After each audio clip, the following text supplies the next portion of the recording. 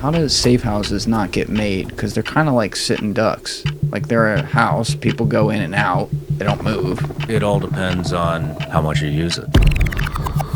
There are locations that you may use once a year, and maybe the family who owns the house, maybe you enter into that pattern of life and you happen to have dinner with them every Friday, and so it becomes a normal thing. That would be a safe house. It's not every safe house is the same. A safe house could be a hotel room. A safe house could be a house. A safe house could be a water plant. A safe house could be an office. Anywhere. You know, it all depends on what fits with what you're doing. The best way to hide is in plain sight. It's not the Batman cave or the house that's way out in the country, because what do I do if somebody's following me out there? Everything has to fit the narrative. When I would show up into a country, the first thing that happens is you get the lay of the land. First thing you need to do is a map study. You need to figure out where you're at, where are the friendlies, where are the safe houses, where's the hospital, what's our evacuation plan, what do I do if I get hit here versus hit here? Where's all the government facilities that we're going to be working in and out of? You learn all the back roads. You aren't navigating off of GPS or anything. You should be able to navigate that entire city. If it was a place like Philadelphia, it would take 2 weeks. You start with the major routes, all the interstates, then you go to the smaller state highways, then you get into the neighborhoods. You would be able to section it all off and say, all right, these are the different boroughs. Now I'm going to get into each borough and learn each and every one of those. And so you just take it in sections. You already know all the traffic patterns. You know when to go. You know when traffic's going to be heavy. You know the back way if there's a wreck, how to get home so you're not sitting in the traffic. When you go to a place like that, that's your whole focus. I'm going to learn everything about this fucking city. Did you ever get burned and know it? No, I never got burned and knew it. There were a few times when I found myself in positions where I had higher confidence that I was known with my direct affiliation to CIA. In my specific situation, I was in a country where the surveillance teams were very obvious. How so? Sometimes you want people to know because you have control over your schedule and your movements during a surveillance detection route, an SDR. During that SDR, I know where I'm going, where I'm turning, what I'm visiting, what I'm buying, how long it's going to take me. I know all of those details in advance because I'm prepared, I planned. The 5 people following me, they have no idea what I planned. So then I build my plan in an intentional way so that they make mistakes that I see. So I'm like, oh, there's 1, there's 2, there's the 3rd one, right? Whatever it might be. That tells me I'm under surveillance and I'm good to go. There's different kinds of surveillance. There's something called close surveillance, discreet to lose surveillance, and then discreet not to lose surveillance. Discreet to lose surveillance is a surveillance that you're used to seeing in the movies, like the person that stays 5 car lengths away and you'd barely even know they're there. Discreet not to lose, if you turn left on a red light, they're going to turn left on a red light too. They're not going to lose you. And discreet to lose, if you do an illegal turn, they're not going to follow you through the illegal turn. They don't want to be blown. Exactly right. Then the 3rd type is called close. Close surveillance is when the car is on your bumper and another car is on your front bumper. We got you, motherfucker. All the time. Yeah. You know, it's like tapping you on the forehead. You go anywhere you want to go, you're taking us with you. Lots of countries like to use close surveillance because it doesn't take a lot of training, doesn't take a lot of skill, and it sends a very clear message. You got a watcher or a minder. It's this random person who just follows you everywhere. They're always there. They're always in your hair. You can yell at them, you can scream at them, whatever, but they're there to mind you and watch everywhere you go. How do I feel when I have a minder? Totally comfortable. Yeah. Because I'm in a country. I'm an American. I expect a minder. But what happens when that minder goes away? Now you're like, uh-oh. Uh-oh. My first assumption is my close surveillance has gone away. So I would anticipate that the next thing that's going to happen is they're going to move to discreet surveillance, not to lose. Meaning they're going to make that left turn. Yep. So then I go out there and I run my SDR, intentionally preparing to watch people make the left turn, make the not to lose decisions. And there they are, making the not to lose decisions. So now I'm sitting there and I'm like, I just got graduated up the level of surveillance awareness, up the level of operational interest. But why?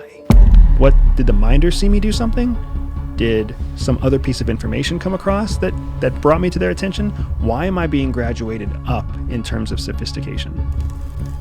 Then, after a few days of seeing discrete not to lose, I would anticipate seeing discrete to lose, which I can still identify because I'm in control. And that's exactly what I saw. So I'm seeing resources graduating up the chain of operational interest.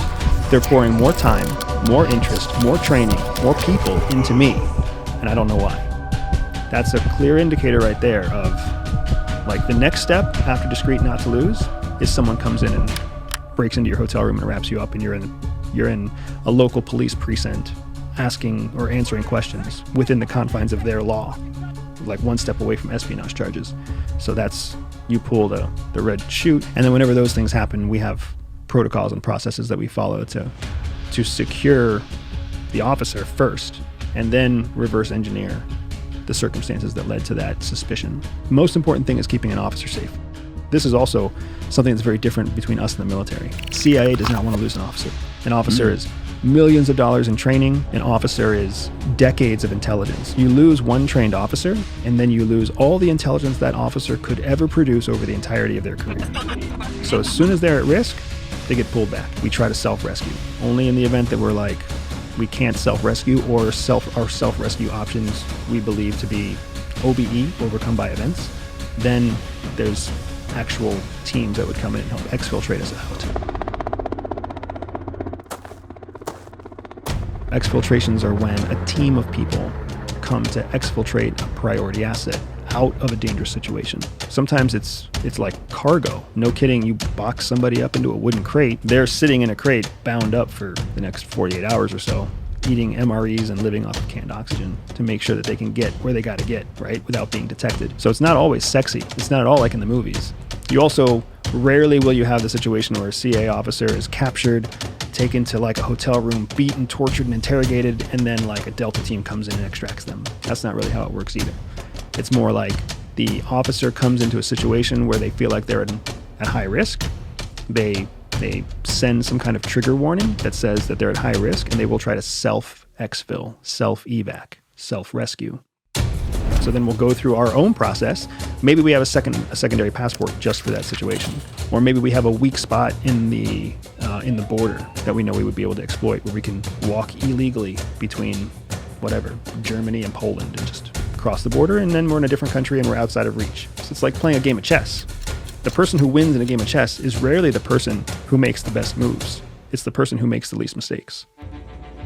When you are working with special forces and high-level military across who are doing jobs like you, was there ever a cultural problem there, or was there always a mutual respect? So, agency likes to recruit from Ivy Leagues. What does Ivy League produce? You have to have tact, and you can't be blatant about things. You have to, and I'm coming from guys like me who like to go to the gym, get tattoos, and shoot things and blow shit up. You know what I mean? Kick doors in. I come from a place where we don't give a shit about feelings. We just want the fucking job done because the security of our nation depends on it. They're not brought up like that.